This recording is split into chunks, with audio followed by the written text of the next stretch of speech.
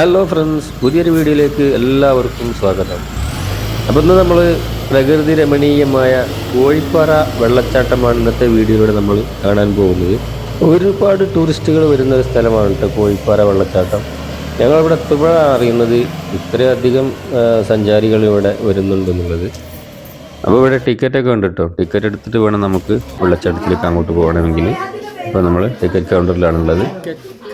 Ticket മുതിർന്നവർക്ക് 40 രൂപ, കുട്ടികൾക്ക് 10 രൂപ, സ്റ്റുഡൻസിനൊക്കെ 15 രൂപ, അങ്ങനെയാണ് നിരക്ക്.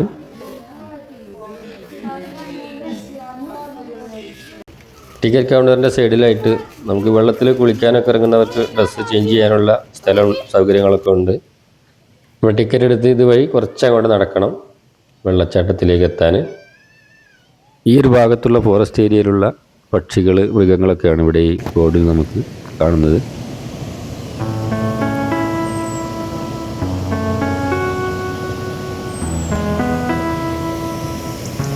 ഇവിടെ ഒരു കൈവരിയൊക്കെ ഉണ്ട്.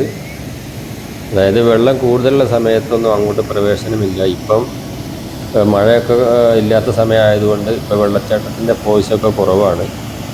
അതുകൊണ്ടിപ്പം അങ്ങോട്ടൊക്കെ എല്ലാവരും പ്രവേശിക്കുന്നുണ്ട്. പക്ഷേ ഇപ്പോഴാണ് ഇവിടെ വരുന്നവർക്ക് കുളിക്കാനൊക്കെ ഉള്ള നല്ല ഒരു സൗകര്യം ഇപ്പോഴാണ്.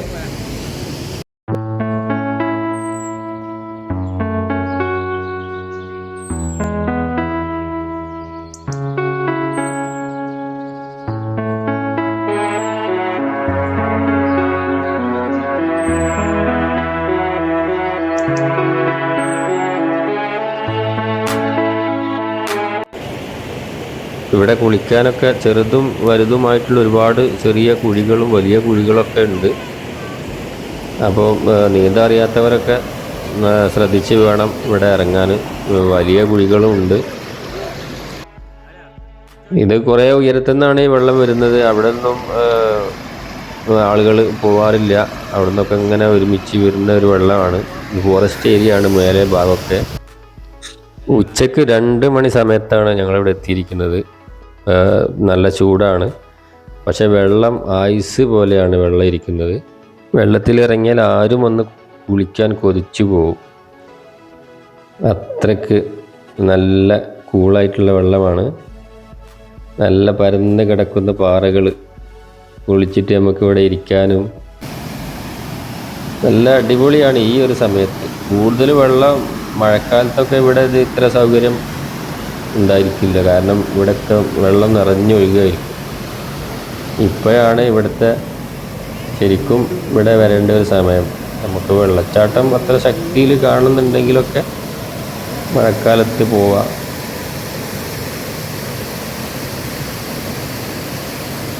ഇവിടേക്കുള്ള ലൊക്കേഷൻ പറയുകയാണെങ്കിൽ കോഴിക്കോട് ഭാഗത്തുള്ളവർക്കൊക്കെ മുക്കത്ത് വന്നിട്ട് അഗസ്ത്യമൊഴിയിൽ നിന്ന് തിരുവമ്പാടി റൂട്ടിലേക്ക് കൂടെ വരാം. പൂമ്പാറ വഴി അങ്ങനെ വരാം. അല്ലെങ്കിൽ മുക്കത്ത് നോർത്ത് കാരശ്ശേരി ജംഗ്ഷനിൽ നിന്ന് ഇടത്തോട്ട് തിരിഞ്ഞിട്ട് കൂടരഞ്ഞി, പൂമ്പാറ അതുവഴിയും വരാം. അതാണ് കുറച്ച് നല്ല റോഡ്. കാരശ്ശേരി നോർത്ത് കാരശ്ശേരി ജംഗ്ഷനിൽ നിന്ന് തിരിഞ്ഞു വരുന്നതാണ് കുറച്ച് നല്ല റോഡ്.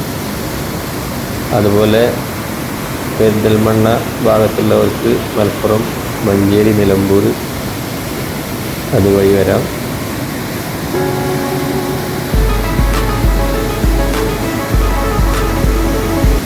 ഈ വെള്ളം ഇവിടുന്ന് ഒഴുകി കനോലി പുഴയിലൂടെ ചാലിയാർ പുഴയിലേക്കാണ് എത്തിച്ചേരുന്നത്.